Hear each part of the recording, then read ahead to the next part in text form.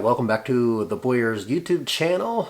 Make sure you hit that subscribe button down there. A lot more great two-wheeled content coming up. Most recently, we just tackled the Mabdr.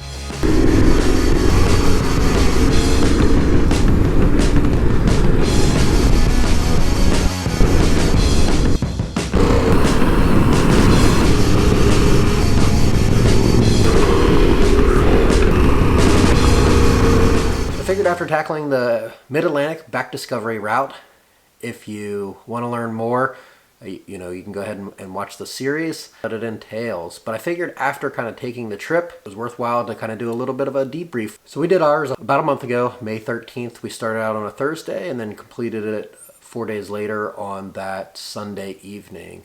9 sections, 4 days, great time, great friends. Definitely was an awesome trip. So before I go into any further detail, first want to give a big shout out to Mario from Two Wheeled Rider YouTube. I'll link his video series. It's awesome reliving the memories through his series as well. And really, he was a huge help on the trip, doing the planning, the navigating, and really appreciate that. For those that have already watched the series, you'll know there was a little bit of frustration there towards the end with my KTM tank bag and my KTM top case. So I did run that right into JT Motorsports after the trip.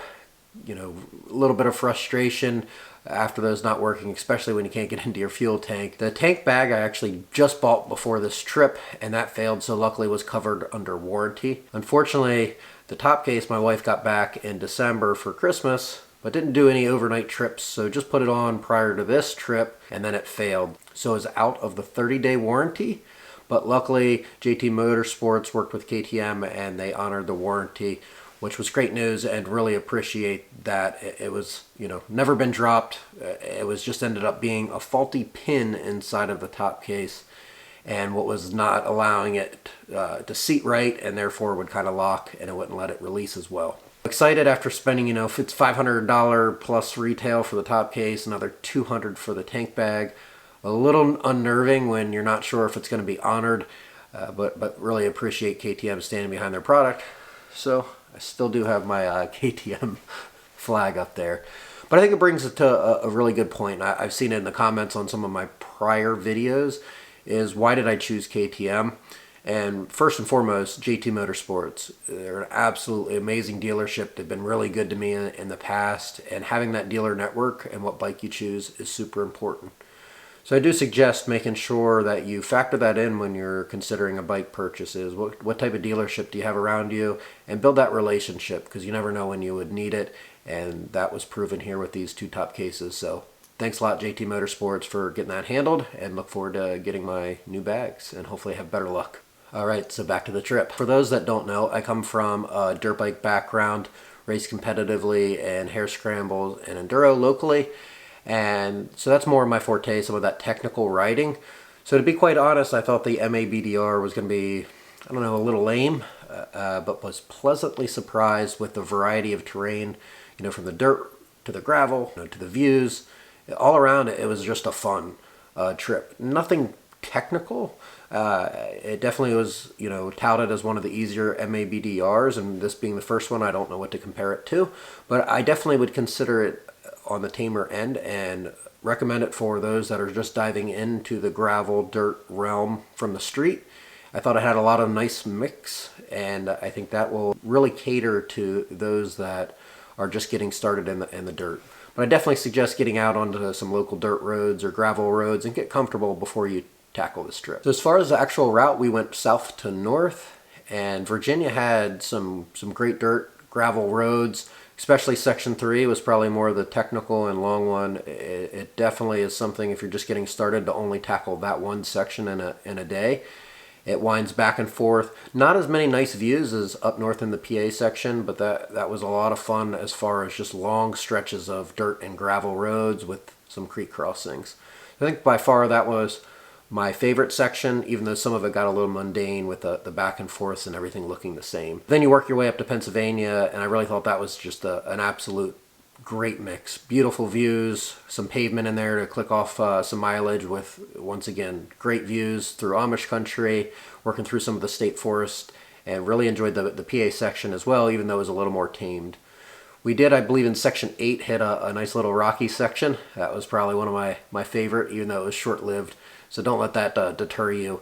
That section there, it's just take your time picking through the rocks and you'll be just fine. Overall, regardless of your skills, get out there, try it. The Mabdr is a great starting point and a lot of fun. A great route laid out with the perfect mix. So definitely highly recommended for those getting started into the gravel scene. I have a few tips after completing the trip. First, make a plan.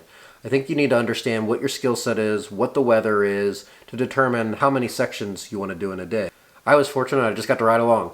So Mario, another big shout out to him, planned the trip, planned where we were staying, and you know, all we had to kind of do was find some lunch spots along the way, but he already kind of knew what towns were close by. We'd hop off the trail and find a good lunch spot, and then ride back and then jump on the route. And then we had our hotels kind of picked out. We did a little differently with the hotels, which added a little bit more time at the end and beginning of the day since we were staying a little bit off route. But I think it's important to understand where you want to go. If you are staying in hotels and going off the route, you got to factor in that time. If you're camping, you obviously want to make sure that you're allocating enough time to get there before dark so you can set up. Next piece of advice is, at least this is a personal preference, is to start early. You can't make up those hours or time after you've started late. You know, you just can't add hours in the day. So for me, I think if we would have got started a little bit early, I personally prefer getting in a little bit earlier in the evening. And then if unforeseen things happen, you have a buffer there to still get in at a decent time in the evening.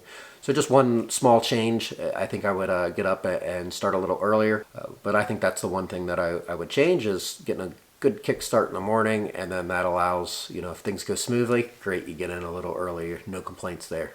The other thing, as you probably saw from the series, is it was not uneventful. We had a lot of little mishaps, a few little bike things, one big bike thing with Jordan losing all his oil. So my tip is just ride with friends, you know, and if you are riding solo, you know, I suggest that Spot Tracker or something similar, just because there's not a lot of service out there, and if you do kind of get in a tough predicament mechanically, or even worse, you know, you end up hurt. There are some remote places out there with no cell phone service, and getting back to kind of civilization, it can be a little bit of a hike. So it's always helpful if you have a friend, you know, that way they can ride into town and get parts if you need to fix it, or, you know, call for help, tow truck, or in our case, ride up back home to get a truck and haul the bike home. So speaking of that issue, for those wondering what happened with Jordan's bike, it was honestly a lottery freak incident. A threaded bolt of some sort kicked up on the road section through the small hole in his skid plate where the drain is, and then punctured his sump. So I guess in all, it was a much cheaper fix, but what a freak incident with having the skid plate on there, and a bummer for him, but he's back in business and out there riding, and look forward to us riding again on our own separate bikes. Okay, the third piece of advice is what I touched on a little bit before, is you really want to consider your timing and plan out your trip. There's a lot of different factors. For us, it was mostly dry, so we were able to make great time. The only thing that really slowed us down was a little bit of dust. We had to give more space, and that was kind of the only hindrance there. But you do want to take into account when you're planning out your route, what is the weather looking like? If it's the summertime, storms can pop up. Fall time, leaves. It definitely some different factors there that could slow you down. You know, a passing shower, you know, could slow down, make things a little bit more muddy, and then delay your time. So you always want to kind of have that X factor of weather in there with your planning. As I mentioned, with our timing, we got started a little bit later in the morning.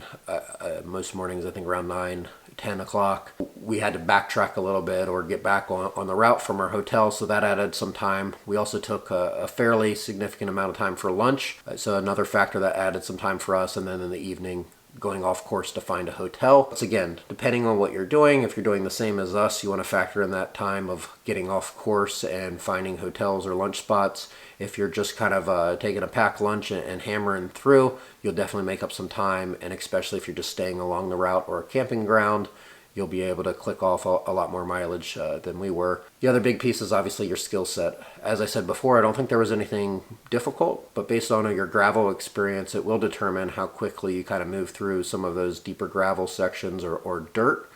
And really, you just want to make sure that you're going at a comfortable pace and not having to push it and remaining safe. So in conclusion, my last piece of advice is just get out there and do it. I'm so thankful that I took this trip.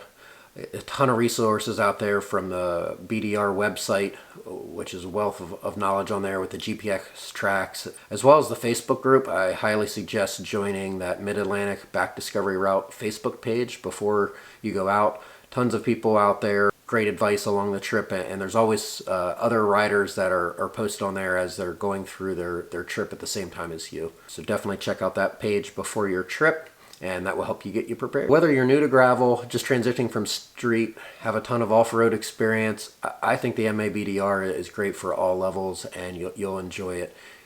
Like I said, for me, there was nothing super technical, but it was just fun. It was a lot of fun just seeing different places that you never take your car. For us, I don't live that far. You know, I'm kind of dead smack in the middle of the BDR, and until recently, never even heard of it, knew it was out there. Driven up and down, routes that weren't that far off, and never really knew that it all tied together into one awesome route. Like I said, whether you're near or far, it's worth the trip. So if you're curious about more details of our trip, we did do a podcast on the Two-Wheeled Rider podcast, available on all your favorite podcast platforms. I'll link the podcast as well. Jordan and Pete joined Mario on the show, and it was great fun reliving the trip and talking through our experiences and what each of us thought, what we each liked, what we disliked. A lot more wealth of information over there, so check that out. All right, so that'll do it for the debrief of the Mabdr. Thanks a lot for tuning in. If I did not address anything, there are the comments below. I'll definitely get back to you, or share your experiences if you've already done it, or if you're getting ready to do it. And feel free to reach out for any additional questions as you prep for it. But look forward to hearing everyone's story or experiences, and I'll catch you all next time.